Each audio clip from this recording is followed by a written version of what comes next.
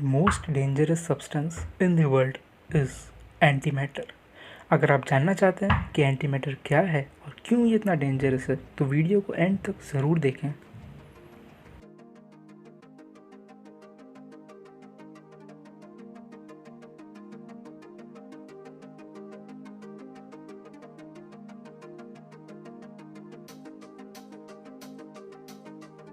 Antimatter को जानने से पहले ज़रा हम मैटर को जान लें। मैटर कोई भी वस्तु जो एक स्पेस ऑक्यूपाई करे और जिसका एक पर्टिकुलर मास हो उसको हम मैटर कहते हैं। अब हम अगर मैटर को फर्दर डिवाइड करें तो आप पाएंगे एटम, और एटम इस पूरे यूनिवर्स का बिल्डिंग ब्लॉक है। इस पूरे यूनिवर्स में हर एक कण एटम से बना हुआ है। अगर हम एटम के स्ट्रक्चर पर गौर करें तो हम पाएंगे कि मेजॉरिटी ऑफ मास है वो सेंटर पे केंद्रित है जिसको हम न्यूक्लियस कहते हैं, और माइनॉरिटी ऑफ मास ऑर्बिट करता है जिसे हम इलेक्ट्रॉन कहते हैं। और एंटीमैटर के स्ट्रक्चर को अगर कंपेयर किया जाए तो दोनों का स्ट्रक्चर एक्जैक्ट सेम होता है। तो यहाँ डिफरेंस कहाँ आता है? डिफरेंस आता है इनके चार्ज में। एटम के न्यूक्लियस में पॉजिटिव चार्ज पार्टिकल पाया जाता है जिन्हें हम प्रोटॉन कहते हैं, और ऑर्बिट में नेगेटिव चार्ज पार्टिकल पाया जाता है जिन्हें हम इलेक्ट्रॉन कहते हैं।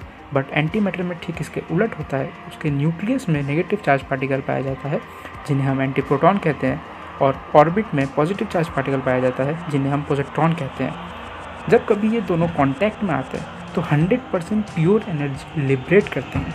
100% प्योर एनर्जी लिबरेट करना अपने आप में एक बहुत बड़ी बात है, और अभी तक मानव के टेक्नोलॉजी में कोई भी ऐसा टेक्नोलॉजी नहीं है जो 100% प्योर एनर्जी लिबरेट कर सके।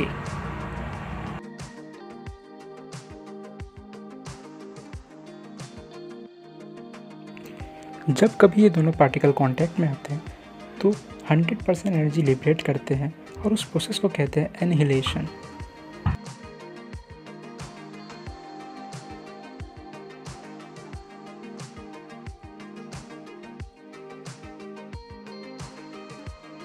अब अगर एनर्जी का बात करें तो कितना एनर्जी?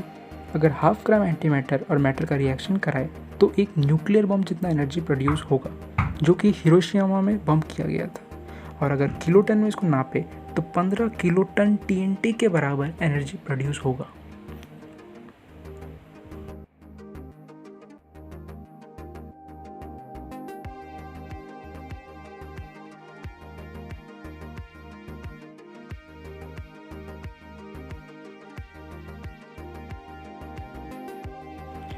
अगर हम एक टीस्पून एंटीमैटर और मैटर को कांटेक्ट में लाए तो अप्रॉक्सीमेटली 10 न्यूक्लियर बम जितना एनर्जी प्रोड्यूस होगा, जो कि अपने आप में एक बहुत बड़ा बात है। लेकिन हमें इसे डरने का कोई ज़रूरत नहीं है, क्योंकि अभी तक इंसानों ने जितना भी एंटीमैटर प्रोड्यूस किया है उससे एक कॉफ़ी का कप भी बॉयल नहीं होगा।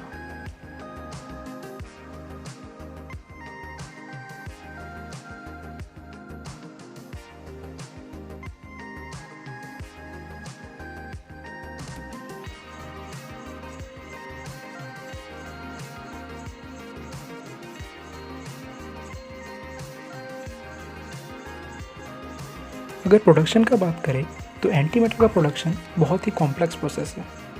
अगर इसको सिंपल लैंग्वेज में समझाया जाए तो पार्टिकल एक्सेलरेटर के द्वारा प्रोटॉन्स को एक्सेलरेट कराया जाता है और उन्हें कोलाइड कराया जाता है ताकि एंटी पार्टिकल्स का फॉर्मेशन हो।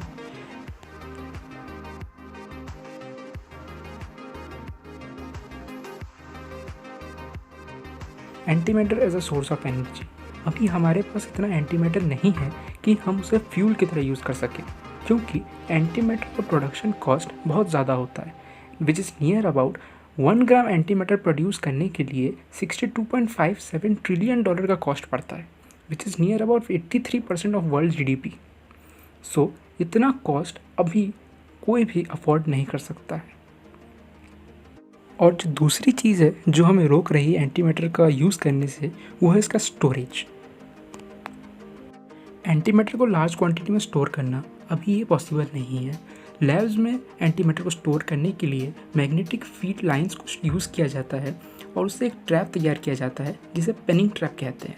इससे एंटीमैटर को अप्रॉक्सीमेटली 400 डेज तक स्टोर किया जा सकता है, बट लार्ज क्वांटिटी में ये पॉसिबल नहीं है।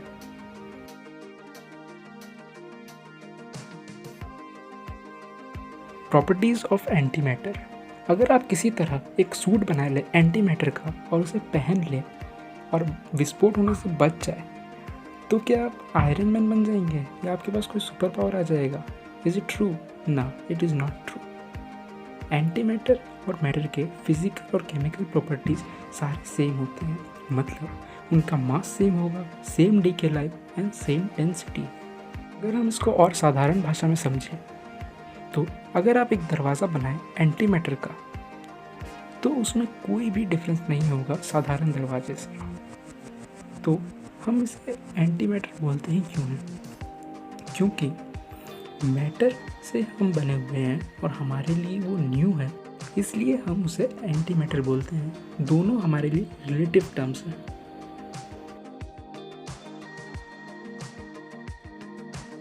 How anti matter form in nature. Nature में एंटी मैटर फॉर्म होने के कई सारे प्रोसेसेस हैं, जैसे cosmic ray and radioactive decay. Even जो फर्स्ट फिजिसिस्ट थे जिन्होंने एंटी मैटर के बारे में बताया, उन्होंने भी नेचुरल सोर्स से ही लिंक किया था एंटी मैटर को। पॉल डिरैक जिन्होंने रियलाइज़ किया कि x² = 4 के दो वैल्यू हो सकते हैं, +2 एंड -2। अगर +2 मैटर है तो डेफिनेटली इसका काउंटर पार्ट होगा जो कि होगा एंटी मैटर। इस इक्वेशन को लैब में 2016 में प्रैक्टिकली प्रूव किया गया। मतलब जब बिग बैंग हुआ होगा तो इक्वल अमाउंट में मैटर और एंटी मैटर प्रोड्यूस हुआ होगा, बट अगर हम अपने आसपास देखें तो सारे चीज़ मैटर से बने हुए हैं, तो एंटी मैटर कहाँ गया?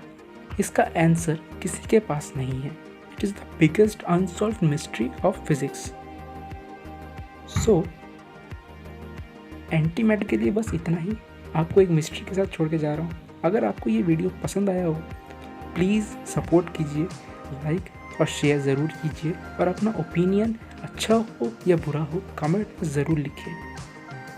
Thanks for watching.